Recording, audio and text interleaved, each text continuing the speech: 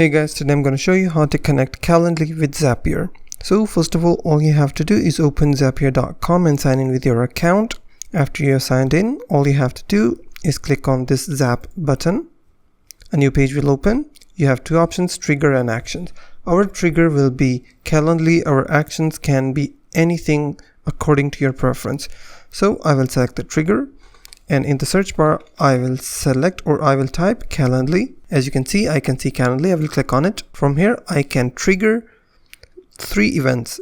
For example, invitee cancels, invitee created, invitee no-show created. So I will create a trigger then that whenever an invitee has been created, then this Zap will be triggered.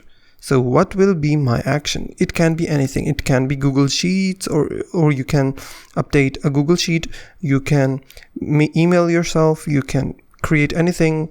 For example, I will create a Discord. For example, I will select Discord and my event will be send channel message. So whenever an invitee has been created, it will trigger and it will send me a channel message on my Discord to notify me that an invitee has been created. And you have to connect your Discord account from here by clicking on sign in. You also have to connect your Calendly account by signing in, and that's how you can connect Calendly with Zapier. So if you find this video helpful, please hit the like button and don't forget to subscribe.